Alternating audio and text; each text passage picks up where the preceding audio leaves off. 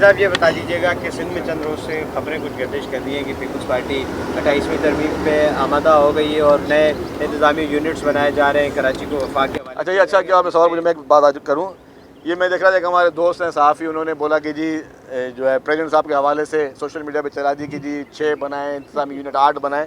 ये सारी चीज़ें गलत हैं। मैं सहाफ़ी भाइयों से गुजारिश करूँगा, सबके लिए सब काबिल एहतराम है, एहतराम का रिश्ता है। मैं वही कहता हूँ कि देखें जी, ये किसी के नाम से अच्छा आप अपनी ख्याल दे सकते हैं कि जी आपका ये ख्याल है कि जी आप 10 यूनिट चाहते हैं या 50 यूनिट चाहते हैं, किसी भी लीडर के नाम से मुंसलिक करके ये बात करना, फिर वो आता है वो पीका। हम नहीं चाहते कि हम उस चीज़ में जाएं। पीपल्स पार्टी आपको पता है कि कभी भी जो आज़ादी सहाफ़त पर यकीन रखती है, और हम नहीं चाहते कि जी पीका ऐड के तहत अपने भाइयों सहाफ़ियों को उसमें हम ले जाए, उनके खिलाफ डिफेमेशन के केसेस करें। ये गलत चीज़ है। हमेशा हमें हर चीज़ रेस्पॉन्सिबिलिटी के साथ चाहिए। अगर आपके पास किसी चीज़ का एविडेंस है, आप खबर चलाएं। बाकी आप इस तरह की अपने ख़यालात का इजहार जो है ना, वो आप किसी से जोड़ नहीं सकते। तो ये बिल्कुल कतन गलत है, और ये मतलब समझे कि पीपल्स पार्टी कभी इस तरह की बात नहीं करेगी। हालिया आइंदा साल वो कम करने का कहा गया है। क्या पैसे कम आ रहे हैं या वफाक को आपको पैसे देने हैं? मसला क्या है, क्यों तरक्यात इसकी में नहीं ले रहे हैं? देखिए जी, अभी फैसला नहीं हुआ है पूरा। वफाकी बजट आने दें। 10 जून को एक्सपेक्टेड है, 10 या 11-12 जून को शायद वो वफाकी बजट आएगा। वफाकी बजट जब आता है उसके बाद सूबे अपने बजट बनाते हैं, आपको पता है। तो हम देखते हैं कि इस वफाक अपनी पोजीशन क्या है, एफबीआर की क्या पोजीशन है, एफबीआर ने कितनी कलेक्शंस की हैं, एफबीआर को कितने पैसों का शॉर्टफॉल है। अगर एफबीआर की कलेक्शन सामने आ जाती हैं, एफबीआर के शॉर्टफॉल सामने आ जाते हैं, उसके बाद ही हम बता सकते हैं कि अगले बजट में हम डेवलपमेंट कितनी कर सकते हैं, कम कर सकते हैं, नहीं कर सकते हैं। जो चीज़ें वो सारी चीज़ें सामने आएंगी जब वफाक की हुकूमत अपना बजट पेश करेगी।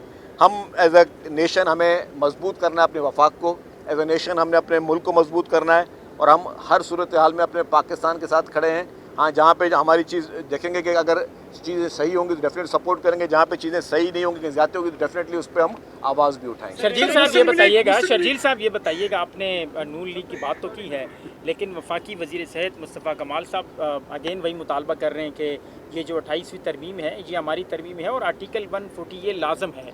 उसके अलावा अनीस कायम खानी साहब ने गुज़िश्ता रोज़ जो है वो लियाकताबाद में बड़ी एक सख्त तकरीर की है, जिसमें उन्होंने अपने वर्कर्स के हमरा ये नारे लगाए हैं कि हम अब जल्द जो है वो कराची को हक दें, अदरवाइज हम सिंध गवर्नमेंट को ठीक करेंगे। तो आप ठीक काम नहीं कर रहे हैं अगर वो आप यार, आप मुझे बताओ, आप इतने अच्छे सहाफ़ी हो, यंग बच्चे हो, अभी नौजवान हो, आप अनीस कायम खानी साहब या आपने नाम लिया मुस्तफ़ा कमाल साहब का या मुत्तहिदा कौमी मूवमेंट को आप संजीदा लेते हो? नहीं पूछा, आप लेते हो नहीं लेते? मैं आपसे सवाल पूछूँ, माइक आपकी तरफ करो, आप संजीदा लेते हो?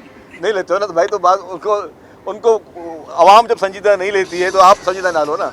वो उनका आपको पता होना चाहिए कि वो किस तरीके से आए हैं अपनी सीटों पर, तो वो ऐसे ही करें। और जो जब एमक्यूएम थी तो मैं समझता हूँ कि 18वीं आईनी तरमीम में, जहाँ तक मुझे याद पड़ता है, शायद एमक्यूएम भी शायद उसमें शामिल थी, एमक्यूएम ने भी सपोर्ट की थी।